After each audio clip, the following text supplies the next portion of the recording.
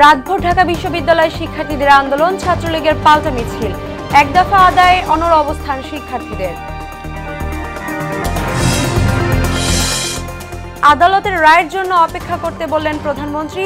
চীন ভারত সফর নিয়ে সমালোচনাকারীরা মানসিকভাবে অসুস্থ বলে মন্তব্য। বন্যার পানি কমছে আর বানভাসী এলাকায় বাড়ছে ভাঙন, সর্বস্ব হারাচ্ছে মানুষ। ফরিদপুরের পদ্মার ভাঙনে হুমকির মুখে শহর রক্ষাবাদ। এবং কেরানীগঞ্জের জনবল সহ নানা সংকটে জিঞ্জিরা 20 শয্যার হাসপাতাল, মাত্র একজন চিকিৎসক আর 2 জন নার্স দিয়ে কার্যক্রম, স্বাস্থ্যসেবা নিশ্চিতের দাবি।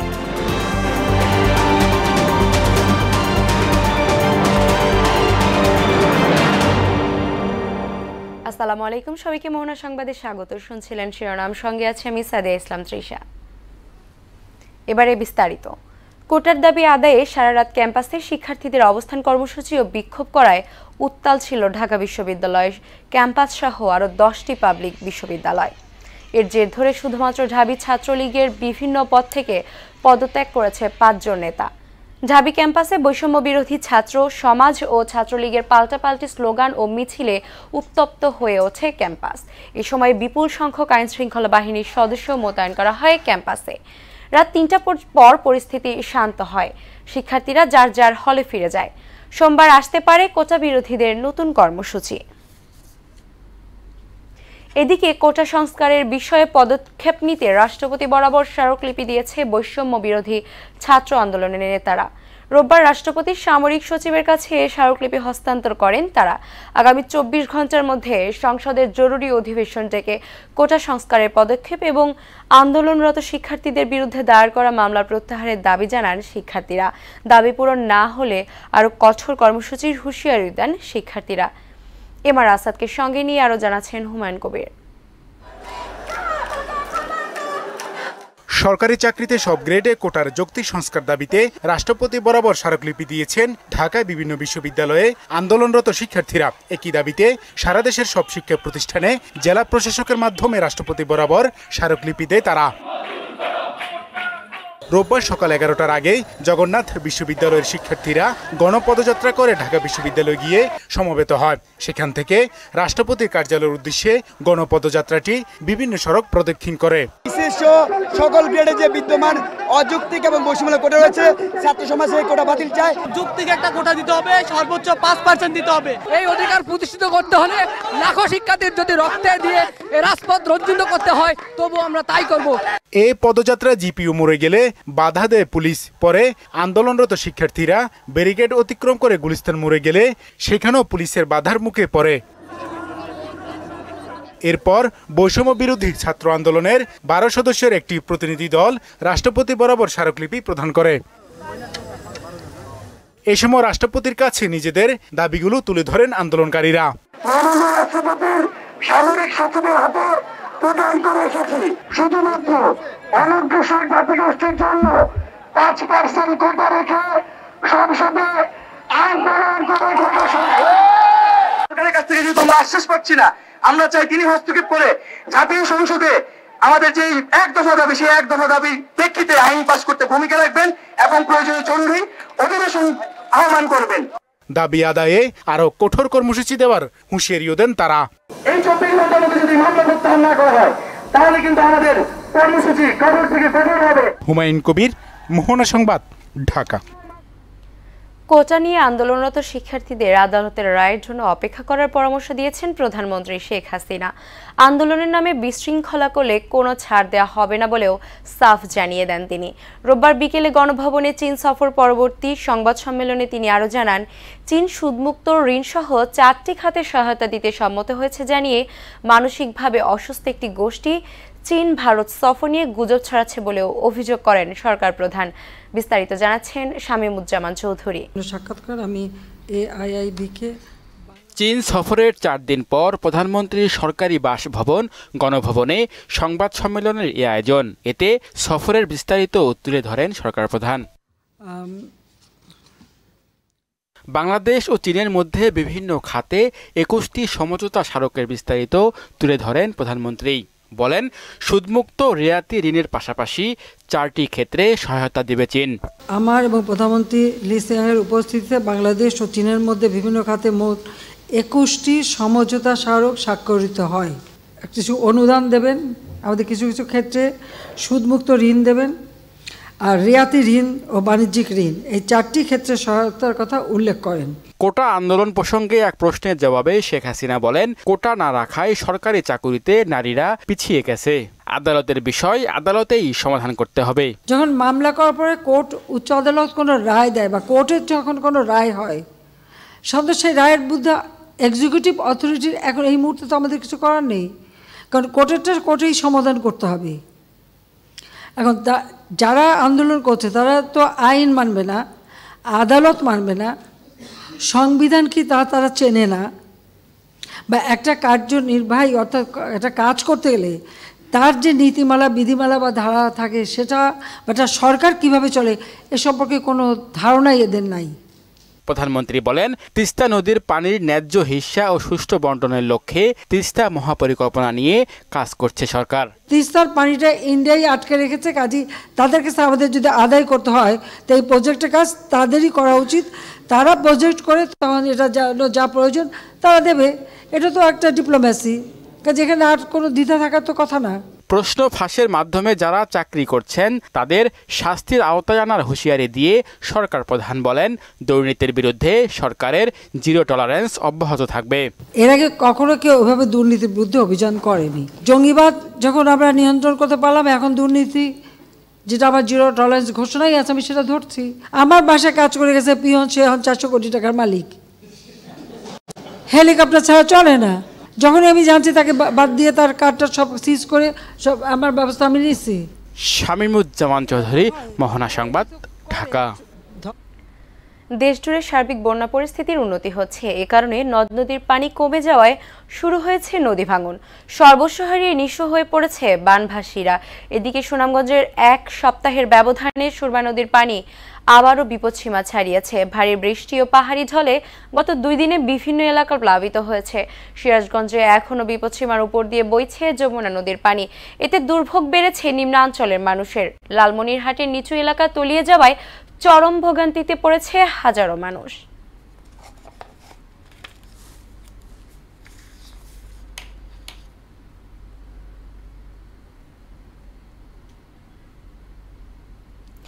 পদ্মার ভাঙনের কবলে পড়েছে ফরিদপুরের ধলারমোড় এলাকার বাড়িঘর সহ বিভিন্ন স্থাপনা। হুমকিতে রয়েছে শহর রক্ষা বাঁধটিও। এলাকাবাসী বলছে, অপরিকল্পিতভাবে বালু উত্তোলনের কারণেই বছরভর দুতির ভাঙছে পদ্মার। ভাঙন রোধে শিগগিরই ব্যবস্থা নেওয়ার আশ্বাস দিয়েছে পানি উন্নয়ন বোর্ড। ফরিদপুর থেকে অশিস পদ্মার বিমানের প্রতিবেদন জানাচ্ছেন তানজিদ ভুইয়া। ফরিদপুরের ধলারমোড় এলাকায় কয়েকশো মিটার এলাকা জুড়ে শুরু হয়েছে পদ্মার ভাঙন। ঝুঁকিতে রয়েছে বেড়িবাঁধ সহ অসংখ্য বাড়িঘর ও স্থাপনা। ভাঙন ঠেকানো না গেলে সহায় সম্বল হারিয়ে পথে বসতে হবে কয়েকশো পরিবারকে। শহর রক্ষা বাঁধের পাশে অবদার জমি প্রায় 150 ফিট, এর ভিতরে এসে সে বেকু দিয়ে মাটি কাটছে, যার ফলে এখন বর্ষাকালে নদীর পানি আসার কারণে এই বাড়ি ঘরগুলো ভাঙে যাচ্ছে। বেকু দিয়ে গর্ত করছে, বেকু দিয়ে মাটি কাটছে, পরে ভরার জন্য আবার গান কেটে লাগাইছে। আপনারা দেখেন অবদার যে মূল বেড়িবাঁধ সেটা আজকে হুমকির মুখে পড়ছে এবং এখানে আজকে 300-400 পরিবার এখানে হুমকির মুখে পড়ছে। অপরিকল্পিতভাবে বালু উত্তোলনের ফলে দিক হারাচ্ছে পদ্মা, এলাকাবাসী বলছেন। এ নিয়ে বারবার অভিযোগ দিলেও আমলে নেয়নি কর্তৃপক্ষ বা বালু খেকুরা। সন্ত্রাসীরা আমরা বারবার জিজ্ঞেস করি, ওরে মানা করো, বহুতবার মানা করছি, দেখ তুই আমার এই গরিব লোকের পর অত্যাচার চালাস না। বাচ্চা মূলত পানি উদ্ধার, যেখানে আমি তাদেরকে ইনফর্ম করেছি তারা যাতে ওইটা দ্রুত ওইটা রক্ষণাবেক্ষণের মধ্য দিয়ে এই বাচ্চা রক্ষা করে। পানি উন্নয়ন বোর্ড কর্মকর্তা জানিয়েছেন, ক্ষতিগ্রস্ত এলাকা পরিদর্শন করা হয়েছে, ভাঙন রক্ষায় কাজ দ্রুতই শুরু হবে। এই মুহূর্তে যেহেতু বন্যা পরিস্থিতির সম্ভাবনা রয়েছে এবং আগামী 3 দিনের ভিতরে পানির লেভেল আরও বৃদ্ধি পেলে উক্ত জায়গাটি যে কোনো সময় ভাঙন কবলিত হতে পারে। এজন্য আমরা পানি উন্নয়ন বোর্ডের পক্ষ থেকে আশুভাবে আগামী শনিবার থেকে আমরা আপদকালীন জরুরি প্রতিরক্ষা কাজ শুরু করব। ভুক্তভোগীরা বলছেন, বালু খেকুদের ঠেকানো না গেলে সারা বছরই তীর ভাঙবে প্রমত্তা পদ্মা। তানজিদ ভুইয়া, মোহনা সংবাদ। ঢাকার কেরানীগঞ্জে জনবল সহ নানা সংকটে চিকিৎসা বঞ্চিত হচ্ছেন জিঞ্জিরা 20 শয্যা হাসপাতালের সেবা প্রত্যাশীরা। 2006 সালে 10 শয্যা নিয়ে যাত্রা শুরু করা হাসপাতালটি পরবর্তীতে 20 শয্যায় উন্নীত হলেও আগের অবস্থানে রয়েছে জনবল সহ অন্যান্য কাঠামো। বর্তমানে মাত্র একজন চিকিৎসক, 2 জন নার্স, একজন স্টোর কিপার ও একজন SLMSS নিয়ে চলছে এই সেবা। কেরানীগঞ্জ থেকে আলমগীর হোসেনের প্রতিবেদন, আরও জানাচ্ছেন আফরিন পপি। কেরানীগঞ্জের জিঞ্জিরা এলাকা জনবহুল হওয়ায় প্রতিদিন 2 থেকে 300 রোগী আসে জিঞ্জিরা হাসপাতালে।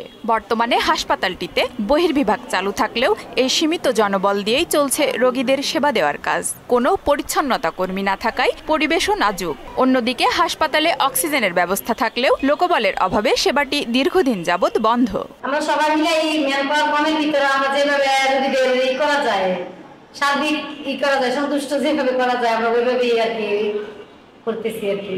আমি এমএলএসএস কাজও করি, রুগীদের সাথে আবার আমি নিজে টিকিটও লিখি। রুগীর চাহিদা অনুযায়ী আমরা পর্যাপ্ত পরিমাণ ঔষধ সরবরাহ করতে পারি না। আমার এক সপ্তাহের ওষুধ খাওয়ানোর পর অনেক সুস্থ হলো। ঠান্ডা, জ্বর, রাতে ব্যথা, আমাদের কমছে, ঠান্ডাটা কমে।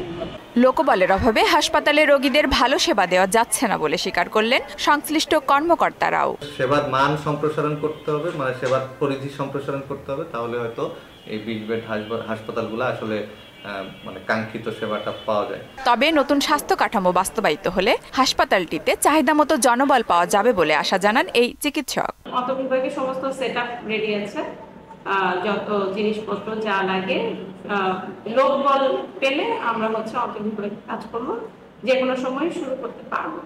স্থানীয়দের স্বাস্থ্য সেবা নিশ্চিতে কর্তৃপক্ষ এ বিষয়ে ব্যবস্থা নেবে এমন প্রত্যাশা স্থানীয়দের। আফরিন পপি, মোহনা সংবাদ। এবারে জেলা উপজেলায় অনুষ্ঠিত বিভিন্ন সভা সমাবেশ সহ নানা বিষয়ে প্রতিনিধিদের তথ্য ডেস্ক রিপোর্ট। জয়পুরহাটের 5 বিবির দিবাকর উচ্চ বিদ্যালয় পরিচালনা কমিটি গঠনে প্রধান শিক্ষক আইনুল ইসফির অনিয়ম ও স্বেচ্ছাচারিতা করার প্রতিবাদে এলাকাবাসী ও অভিভাবকবৃন্দ মানববন্ধন করেছেন। কোটা পদ্ধতি সংস্কারের দাবিতে নারায়ণগঞ্জে পদযাত্রা ও বিক্ষোভ কর্মসূচি পালন করেছে বৈষম্য বিরোধী ছাত্র আন্দোলনের জেলা শাখা। চাষাড়ায় এই কর্মসূচি পালন করেন ঢাকা নারায়ণগঞ্জের বিভিন্ন কলেজ ও বিশ্ববিদ্যালয়ের অধ্যয়নরত শিক্ষার্থীরা। আগামী 16 জুলাই রাজশাহীতে শ্রেষ্ঠ 10 জয়িতা নারীকে সম্মাননা দেওয়া উপলক্ষে বিভাগীয় কমিশনারের কার্যালয়ে সংবাদ সম্মেলন অনুষ্ঠিত হয়েছে। খাগড়াছড়িতে মাদকদ্রব্যের অপব্যবহার ও অবৈধ পাচার বিরোধী আন্তর্জাতিক দিবস উপলক্ষে র্যালি ও আলোচনা সভা অনুষ্ঠিত হয়েছে। এতে প্রধান অতিথি হিসেবে উপস্থিত ছিলেন খাগড়াছড়ি জেলা প্রশাসক মোহাম্মদ শহীদুজ্জামান। দিনাজপুরের ঘোড়াঘাটে বেসরকারি সংস্থা ওয়ার্ল্ড ভিশনের কার্যক্রম শেষ হওয়ায় স্থানীয় প্রিন্ট ও ইলেকট্রনিক্স মিডিয়ার সাংবাদিকদের সঙ্গে এক মতবিনিময় সভা অনুষ্ঠিত হয়েছে। নীলফামারীর জলঢাকায় আওয়ামী স্বেচ্ছাসেবক লীগের উপজেলা ও পৌর শাখার ত্রিবার্ষিক সম্মেলন অনুষ্ঠিত হয়েছে। সম্মেলনে বক্তব্য প্রদান করেন সংসদ সদস্য সাদ্দাম হোসেন পাভেল। সাতক্ষীরায় ইন্টার্নি চিকিৎসক অপরাজিতা রায়ের আত্মহত্যার প্রতিবাদে মানববন্ধন, বিক্ষোভ সমাবেশ ও সড়ক অবরোধ কর্মসূচি পালন করেছে সাতক্ষীরা মেডিকেল কলেজের শিক্ষার্থীরা। শেরপুরের শ্রীবর্দীতে সাবেক ভারপ্রাপ্ত রেঞ্জ কর্মকর্তার বিরুদ্ধে অর্থ আত্মসাৎ ও হয়রানির প্রতিবাদে বালিজুরি রেঞ্জের সীমান্ত সড়কে কার্ড ব্যবসায়ীদের মানববন্ধন অনুষ্ঠিত হয়েছে। রংপুরে জাতীয় পার্টির প্রতিষ্ঠাতা চেয়ারম্যান হুসেইন মোহাম্মদ এরশাদের 5ম মৃত্যুবার্ষিকী পালিত হয়েছে। গাইবান্ধার ফুলছড়ি উপজেলার কোসখালী চরে 500 বানভাসী মানুষের মাঝে ত্রাণ বিতরণ করেছেন র্যাব মহাপরিচালক অতিরিক্ত আইজিপি মোহাম্মদ হারুন আর রশিদ। আফরিন পপি, মোহনা সংবাদ। খেলার খবর ফুটবল। ইংল্যান্ডকে 2-1 গোলে হারিয়ে চতুর্থবার ইউরো চ্যাম্পিয়নশিপের শিরোপা জিতল স্পেন। বার্লিনে ম্যাচের প্রথমার্ধে গোল শূন্য কাটলেও দ্বিতীয়ার্ধের শুরুতেই নিকো উইলিয়ামস স্প্যানিশদের এগিয়ে দেয়। তবে ম্যাচের 73 মিনিটে পোল পালমার সমতা আনলেও 83 মিনিটে মিকেল উইলিয়ামস গোলের স্বপ্নভঙ্গ হয় ইংলিশদের। ইউরোর সবচেয়ে বেশি শিরোপা জয়ের রেকর্ড এখন স্প্যানিশদের। টুর্নামেন্টের সেরা হয়েছেন রদ্রি, আর গোল্ডেন বুট জিতেছেন ইংলিশ অধিনায়ক হ্যারি কেন, স্পেনের দানি ওলমো, নেদারল্যান্ডসের কডি গাকপো, জার্মানির জামাল মুসিয়ালা, স্লোভিয়াকার আইভান স্ক্র্যান্ড এবং জর্জিয়ার জর্জেস মিকাউতাসজে। এদিকে টিকিট ও দর্শকদের বিশৃঙ্খলার কারণে যুক্তরাষ্ট্রের ফ্লোরিডায় মায়ামি গার্ডেন্সের হার্ড রক স্টেডিয়ামে কোপা আমেরিকার খেলা শুরু হয় বিলম্বতে। বাংলাদেশ সময় সকাল 6টায় খেলা শুরু হওয়ার কথা থাকলেও প্রায় 1.5 ঘন্টা পর শুরু হয় আর্জেন্টিনা ও কলম্বিয়ার মধ্যকার কোপা আমেরিকার শিরোপা নির্ধারণী ম্যাচ। প্রথমার্ধ গোলশূন্য কাটার পর এখন চলছে দ্বিতীয় অর্ধের খেলা। দর্শক, এ পর্যায়ে সবাইকে আমন্ত্রণ জানাচ্ছি সংবাদপত্রের পর্যালোচনা ভিত্তিক পত্রিকার চোখে দেশ অনুষ্ঠানে।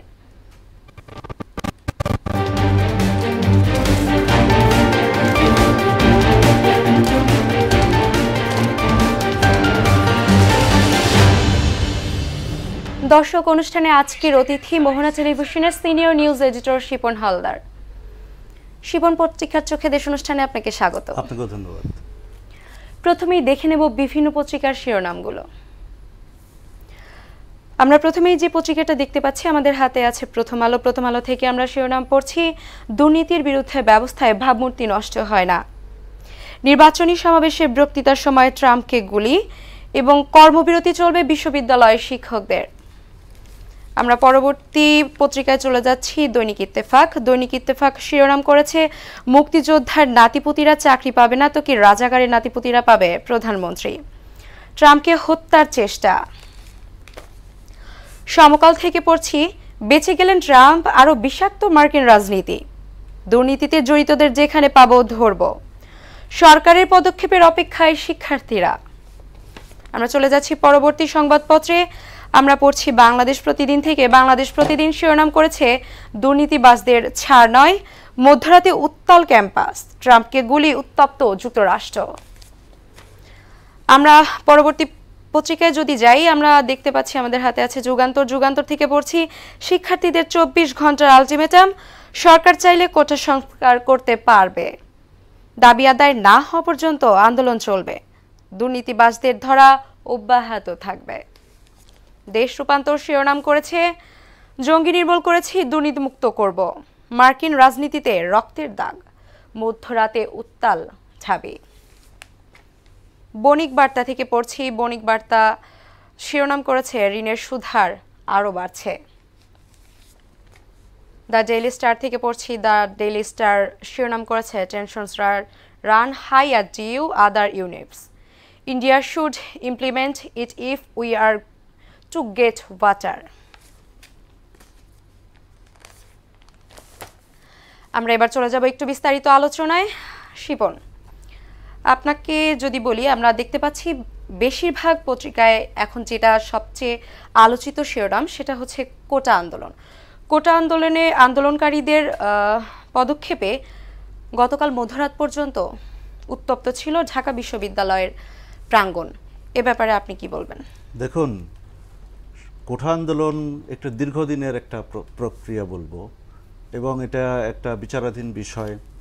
আপনি জানেন যে 2018 সালে এটা প্রথম কোটার পদ্ধতি বাতিল করে একটি পরিপত্র জারি করে জনপ্রশাসন মন্ত্রণালয়। এরপরে 2024 সালে এসে সেই পরিপত্রটি স্থগিত করা হয়, এবং এটি যখন রাষ্ট্রপক্ষ উপস্থাপন করে পরিপত্রটি নিয়ে, তখন হাইকোর্টের রায়ের কপির জন্য অপেক্ষা করতে বলে চেম্বার আদালত।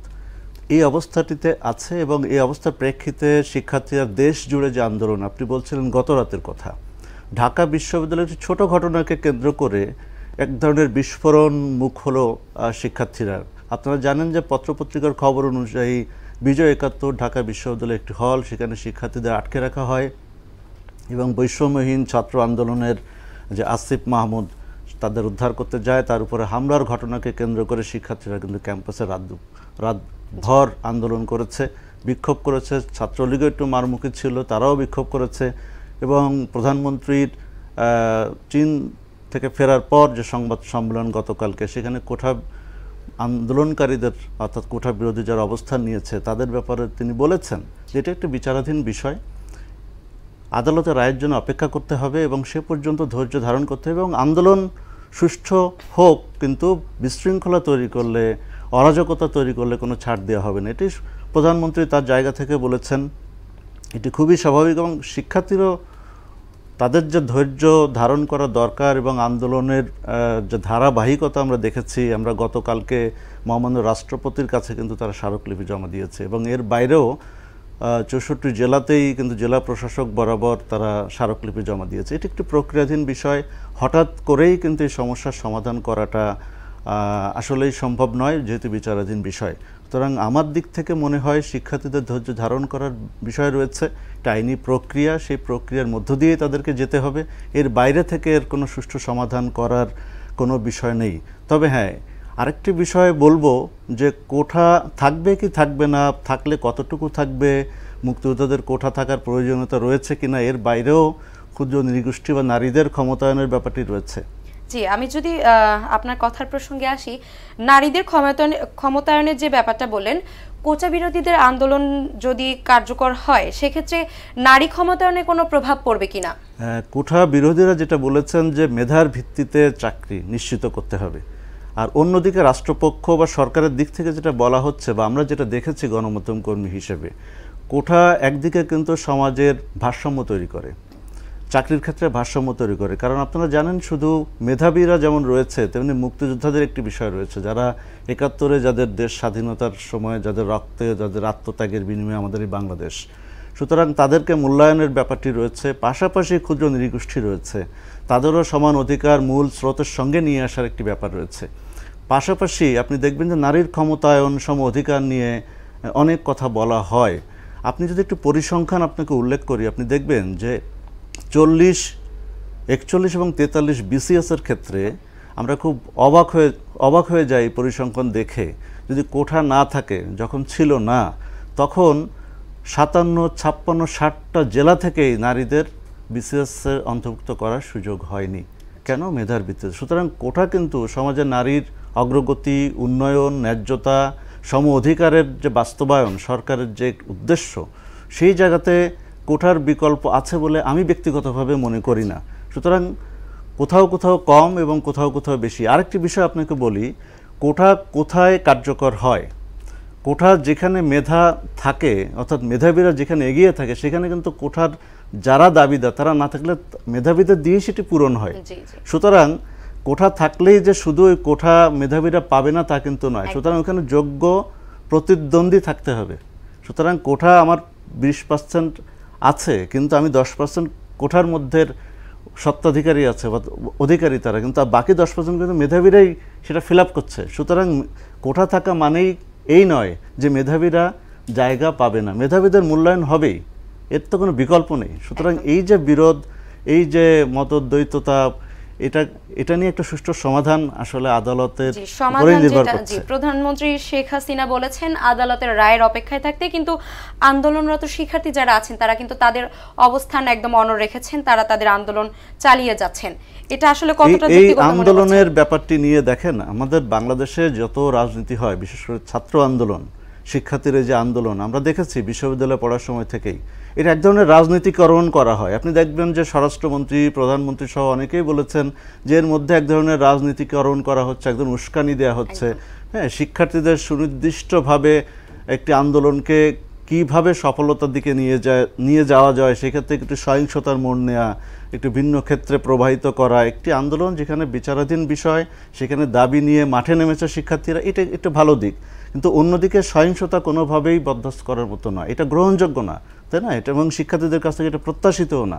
প্রধানমন্ত্রী বারবার বলেছেন এটি বিচারাধীন বিষয়, তোমরা পড়ার টেবিলে ফিরে যাও এবং আদালত তার সিদ্ধান্ত জানাবে এবং আদালতের সিদ্ধান্ত অনুসারেই রাষ্ট্রকে চলতে হবে, এখানে চাপিয়ে দেওয়ার কোনো ব্যাপার নয়। সুতরাং শিক্ষার্থীরা যেন বিভ্রান্ত না হয়, সেটাও আমি ব্যক্তিগতভাবে মনে করি যে যারা এই আন্দোলনের নেতৃত্ব দিচ্ছেন তাদেরকেও যথেষ্ট সচেতন থাকতে হবে। জি, এই ব্যাপারে তো মাননীয় প্রধানমন্ত্রী শেখ হাসিনা বলেছেন যে যদি এটার কেউ অসৎ ব্যবহার করতে চায় সেক্ষেত্রে কোনো রকমের ছাড় দেওয়া হবে না।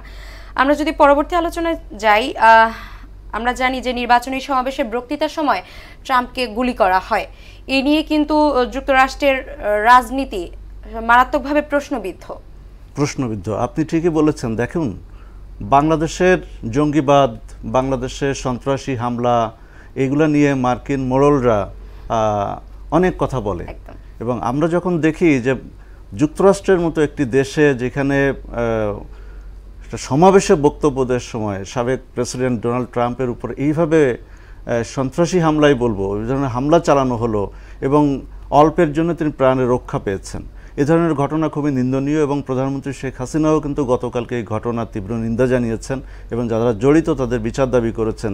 আরেকটি কথা বলছিলেন যে এই যে নির্বাচনকে কেন্দ্র করে এ ধরনের হামলা এবং তার একটি প্রভাব কিন্তু পড়বেই এবং বিশ্ব নেতৃবৃন্দ ইতিমধ্যেই শোক জানিয়েছেন এবং জো বাইডেনও যথেষ্ট বিব্রতকর পরিস্থিতি আমরা বুঝতে পারি এবং তিনি ঘটনার সুষ্ঠু তদন্ত করার আশ্বাস দিয়েছেন। তবে এটা ঠিক ডোনাল্ড ট্রাম্পকে নিয়ে অনেক বিতর্ক থাকলেও গতকালকের যে গুলিবর্ষণের ঘটনা এবং তিনি গুলিবিদ্ধ হয়েছেন এবং তার পরপরই কিন্তু জনমত জরিপে কিন্তু ডোনাল্ড ট্রাম্পের বড় ধরনের একটা উত্থান হয়েছে এবং তার প্রভাব মার্কিন নির্বাচনে পড়বে এটা নিঃসন্দেহে বলা যায় এবং আমরা সামনের যে মার্কিন নির্বাচন সেই মার্কিন নির্বাচনে আমরা তারই প্রতিফলন দেখব এবং আমরা একই সঙ্গে প্রত্যাশা করি শুধু মার্কিন যুক্তরাষ্ট্র নয় বিশ্বের কোনো দেশেই সন্ত্রাসী হামলা গ্রহণযোগ্য নয় এবং এ ধরনের হামলা পুনরাবৃত্তি যাতে না ঘটে সে ধরনের ব্যবস্থা মার্কিন প্রশাসন অবশ্যই নেবে এবং সবখানে নেবে বলে আমাদের প্রত্যাশা। জি, আমরা সমকাল থেকে একটা হেডলাইনে যাচ্ছি, সেখানে লিখেছে দুর্নীতিতে জড়িতদের যেখানে পাবো সেখানে ধরবো। এই বিষয়টি নিয়ে অনেক আলোচনা হচ্ছে। দুর্নীতি সমাজের রন্ধ্রে রন্ধ্রে ঢুকে পড়েছে। আপনি দেখেছেন যে বাংলাদেশের সবথেকে বড় চ্যালেঞ্জ দুর্নীতি মোকাবেলা করা এবং প্রধানমন্ত্রী সংবাদ সম্মেলনে সুস্পষ্টভাবে সুনির্দিষ্টভাবে দুর্নীতি বিরুদ্ধে জিরো টলারেন্স ঘোষণা করেছেন। আপনি দেখবেন যারা সমাজের দুর্নীতি নিয়ন্ত্রণ করার কথা, দুর্নীতি দমন কমিশন, যারা সমাজের আয়টাকে অর্থাৎ রাষ্ট্রের আয়টাকে নিয়ে বাজেটকে সমৃদ্ধ করে একটু নতুনভাবে নতুন বাংলাদেশ গড়ে তোলার কথা, সে এনবিআরের কর্মকর্তাদের বিরুদ্ধে, সরকারি কর্মকর্তা বা আমলাদের বিরুদ্ধে যে দুর্নীতির অভিযোগ এবং তাদের যে সম্পদের পাহাড়ের বিবরণ গণমাধ্যমে প্রকাশিত হচ্ছে এবং তার প্রমাণ পাচ্ছে, মামলা হচ্ছে, এটি আমাদের জন্য খুবই লজ্জার, খুবই হতাশার, খুবই বিব্রতকর। আমরা চাইব একটু সুশাসন প্রতিষ্ঠিত হোক।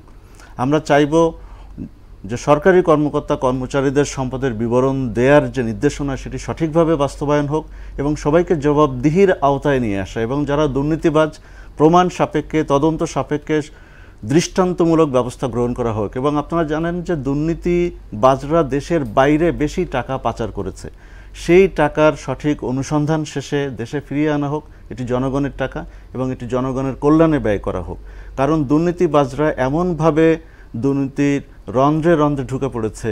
আপনি দেখবেন যে পরীক্ষা প্রশ্নপত্র ফাঁস, বিশেষ ক্যাডার আজকে যারা নিয়োগ পেয়েছে তাদেরকে নিয়েও কিন্তু প্রশ্ন উঠছে, তাদের যোগ্যতা নিয়ে, তাদের মেধা নিয়ে প্রশ্ন উঠছে যে তারা ফাঁস হওয়া প্রশ্নপত্র নিয়ে তারা বিশেষ ক্যাডার হয়েছে কিনা। প্রধানমন্ত্রী সে ব্যাপারেও বলেছেন যে আমরা তদন্ত করব এবং জড়িতদের বিরুদ্ধে দৃষ্টান্তমূলক ব্যবস্থা নেব। আমি মনে করি এটা খুবই খুবই গুরুত্বপূর্ণ একটা ব্যাপার। আমি মনে করি সরকারের জন্য একটি বড় চ্যালেঞ্জ এবং দীর্ঘদিন এই সরকার ক্ষমতায় আছে, জনগণের প্রত্যাশা শেখ হাসিনার সরকার অবশ্যই দুর্নীতিবাজদের বিরুদ্ধে কঠোর অবস্থান অব্যাহত রাখবে এবং দুর্নীতি নির্মূলে এবং সহনশীল পর্যায়ে নিয়ে আসার জন্য যা যা করণীয় সেটি অবশ্যই করবেন। জি, কেন নয়, বাংলাদেশের প্রধান প্রধান যে পদগুলো আছে, আমরা বাংলাদেশকে এগিয়ে নিয়ে যেতে যেই ক্ষমতাগুলো দরকার, যে পদগুলো দরকার, সেখানে যখন একজন অযোগ্য লোক বসবে তখন আসলে এটা দেশের জন্য, দেশের উন্নয়নের জন্য তো সহজ কথা হচ্ছে কেউ দুর্নীতি করে যদি ক্ষমতায় আসে বা কেউ দুর্নীতি করে যদি বিশেষ ক্যাডার হয়, কেউ দুর্নীতি করে যদি আইন শৃঙ্খলার বাহিনীর সদস্য হতে পারে, সে দুর্নীতির আশ্রয় নিচ্ছে। এটি হচ্ছে ঐতিহাসিক সত্য, এটি বাস্তবতা। কারণ আপনি যখন 40 লাখ 50 লাখ টাকা দিয়ে কোনো চাকরি নিচ্ছেন, সুতরাং এটা এক ধরনের বিনিয়োগ হিসেবে নেওয়া হচ্ছে এবং সে জানে যে এই দুর্নীতির মাধ্যমে আমি যে চাকরিটা করছি সেখান থেকে আমাকে 10 গুণ টাকা কলে কৌশলে আমাকে উঠিয়ে নিয়ে আসতে হবে। সুতরাং এই যে চর্চা, এই চর্চা থেকে আমাদের বেরিয়ে আসতে হবে, না হলে সমাজের সুশাসন প্রতিষ্ঠা কোনোভাবেই সম্ভব নয়। সমাজকে এগিয়ে যাওয়া বা দেশকে এগিয়ে নেওয়াটা সবার জন্য অনেক কঠিন হয়ে দাঁড়াবে। শিপন, আপনাকে ধন্যবাদ। অসংখ্য ধন্যবাদ আপনাকে। শেষ করব মোহনা সংবাদ যাবার আগে শিরোনামগুলো আরো একবার।